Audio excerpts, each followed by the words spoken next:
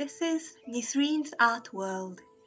In this podcast, I will share my thoughts about different art forms such as films, books, paintings, performing art, etc. Hello, this is Nisreen. Welcome to the 7th episode of my podcast. It's lovely to speak to you again. Today, I'd love to talk about a theme very close to my heart. Why does performing as a belly dancer tend to be financially strenuous? How can we improve the situation? A little bit of background first. I have been performing belly dance professionally since 2016 and teaching belly dancing since 2014. In Tokyo, I did this in addition to a day job. Then in 2023, I relocated to a semi-rural area in the US. Since then, I have been performing more in community and volunteer settings. Therefore, my experience as a professional performer is skewed towards Tokyo. I believe, though, that there must be common grounds between different dance genres and regions. It is often awkward to discuss financial matters for artists. Particularly in Japanese culture, there is a distinct sense of shame around speaking up about such things. I still regret that I couldn't say anything helpful in the past when I noticed fellow dancers were suffering in silence due to financial challenges. The goal for creating this episode is shedding light on the elephant in the room and initiating conversations about dance and compensation. Please keep in mind that this is just one person's perspective and the situation may differ depending on the time, place, and more than anything, the person. That being said, based on my lived experience, I'd like to suggest 5 reasons why it's economically challenging for dancers. Afterwards, I will suggest 3 ideas about improving this situation. Point 1. Costuming is a part of your art. To be honest, I have a love and hate relationship with my belly dance costumes. Sequins, fringes, embroidery, flowy chiffon skirts. Those old-fashioned handmade belly dancing costumes are absolutely gorgeous. Wearing them is a huge part of my love for performing, and the audience loves it too. However, those costumes are not made to be comfortable, and they aren't cheap either. It depends on the type of costume, but if you're looking for a brand new, professional looking costume, the minimum price will be around $300. This may not be so bad compared to ballet costumes or ballroom costumes. However, you can't forget that belly dancers need to change their look weekly or monthly, especially when regularly performing at a restaurant or nightclub. A fresh look is also a part of the entertainment. This was particularly the case in Tokyo, where, as a result, belly dancing professionally is often not sustainable for those who are struggling to make ends meet. Point 2.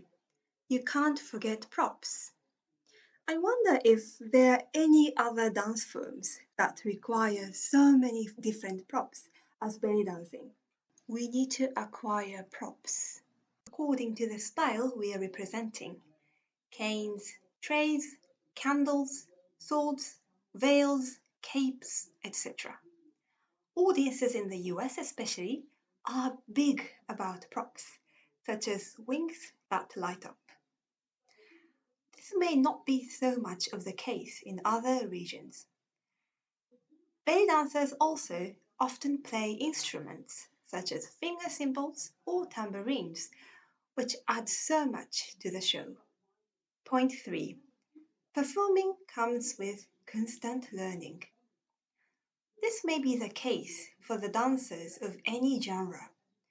People often assume that we don't need to take class once we start performing or teaching.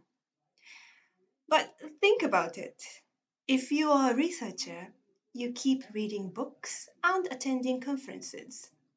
If you are an athlete, you keep receiving coaching and training. The same things go for dancers. We need to keep learning techniques, culture, and trends to expand our horizons. Also, if you're a teacher, it's even more important for you to always keep learning so you can really understand your students' perspective. And learning and networking are intertwined, which connects to the next point. Point 4. Connections are not free. This may be a universal fact in any show business, but in belly dancing, connections are a big key. You need to visit shows, parties, and other venues so you can make connections. This is also another form of learning. By watching others' performances, you will learn a lot about costuming, stage presentation, and pricing from the perspective of an audience. But of course, visiting those places also costs.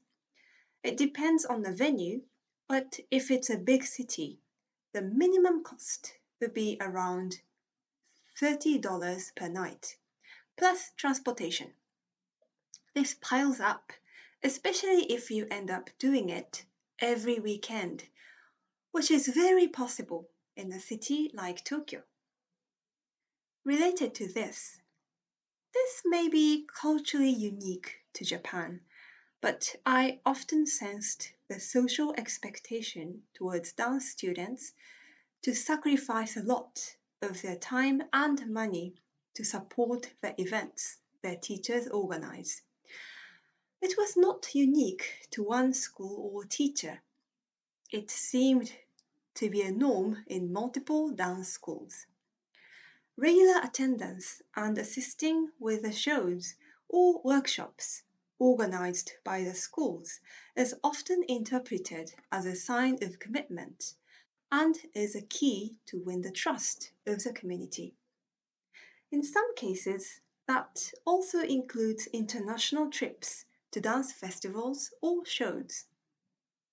Furthermore, performing opportunities inside of the Japanese belly dance community for non-professional dancers also comes with financial investment.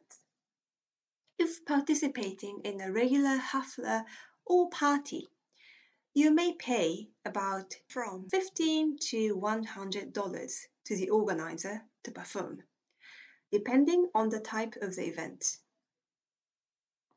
If it's a fancy event with international superstars, payment will be higher from around $100 to $300. There are cases where organizers will pay you back if you sell a certain number of tickets. I don't intend to criticize this system, as I am aware that this is a way to secure financial stability for show organizers. However, it is a simple fact that this system demands a financial commitment from students. If they dream of being professional dancers one day, they are likely to just take the hit and pay. It's crucial to gain experience of performing in those non-professional settings to hone their performance skills to a professional level.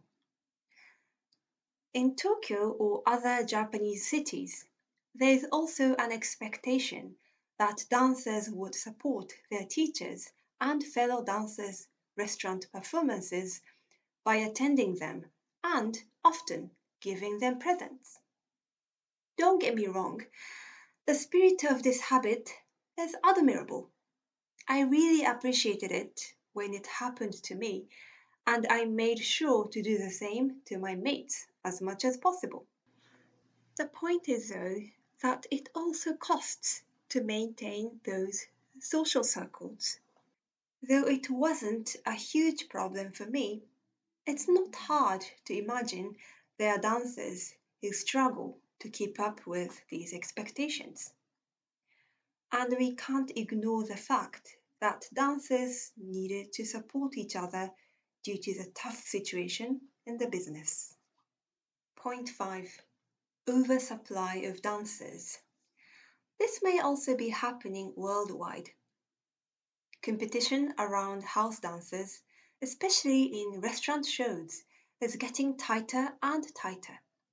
I can't really say much about my current town as we don't have restaurants that host shows, but I've heard that being undercut, decrease of salary, is a common issue in big cities in the US as well.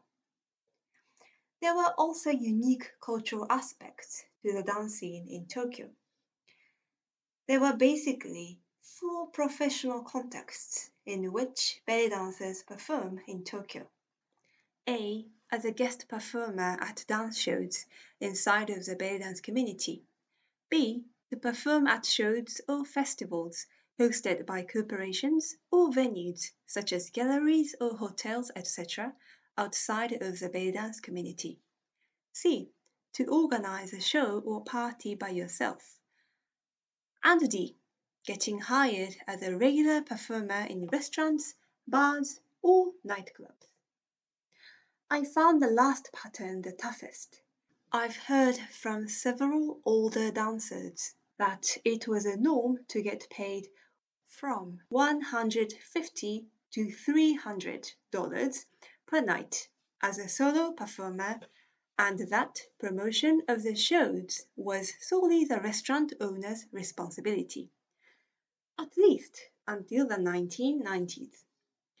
However, I remember that those conditions were already viewed as fancy, especially by young local dancers, when I became active in the dance community around 2012. Dancers were often expected to gather customers without much support by the restaurants. Sometimes they even had to create flyers themselves. And it wasn't rare to hear that salary was lower than $100 per night. And in the last several years, I began to see more and more ads of the restaurant shows that have two or more dancers a night and rotate multiple dancer groups weekly instead of just hiring one or a few regular dancers as they used to. In many cases, this change compromised the amount of payment each dancer could get. This may be due to increasing numbers of dancers, and the change of the cultural habits may be a significant reason, partly influenced by the decline of Japanese economy. I looked up information about the economic shift in the food service industry in Japan in Gyokai Doukou Search, a Japanese research website, and in the academic bulletin Changes in the Food Service Industry and the Current Situation by Miki Kuratomi of Nagoya Bunri University. During the decade beginning in 2001, the growth of the restaurant industry came to a complete halt. Although there was a slight improvement between 2015 and 2019, COVID hit in 2021 and created a dramatic decline in the business. However, in 2022, it recovered to almost the same level as 2019. Still, I haven't noticed much positive change in the restaurant show business since then, offline or online. I hope this will change for the dancers in the future. I believe these 5 factors especially deserved spotlighting. Now, what can we do to improve our financial stability while performing? Unfortunately, there is no magic bullet. However, there are some things we can control. 1. Have a day job. I am aware that there is a stigma around artists who have a day job. As New York Times article by Travis Deal says, quote, there's a scene in the 1996 movie Basquiat where the incandescent young painter has a handyman gig at a gallery. Willem Dafoe, making a cameo as an electrician, climbs down a ladder and delivers the immortal line, "You know, I am an artist too." Here are the two sides of the myth: the obscure martyr unsoiled by commercial success, and the unbridled genius who can't help but have it all. Unquote. However, it's important to nurture and maintain a healthy flowerbed for your creativity, your body and mind. Otherwise, your creativity just dries up. As the old proverb says, poverty dulls the wits. A little bit of my own experience. I was performing and teaching at several venues while working as a part-timer in a call center for about 5 years. But eventually, I realized that financial and social instability were taking a serious toll on me. Therefore, I made up my mind to change the situation. I spent almost 1.5 years job hunting and then finally found a stable full-time job where I could use my language skills. While doing so, I kept performing and teaching on weekends. I am not saying that this is an ideal way or the only way. Looking back now, it was quite hectic. I am just suggesting there are different ways to keep performing.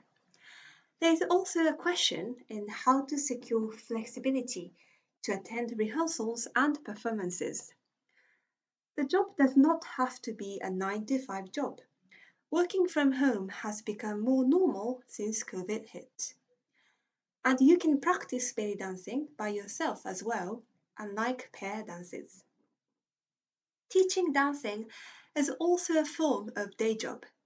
However, belly dance teaching is another competitive field. You will also need to have a good business strategy to earn a stable income as an instructor. 2. Establish boundaries. I know I used words such as norm and culture a lot when explaining the financial challenges earlier.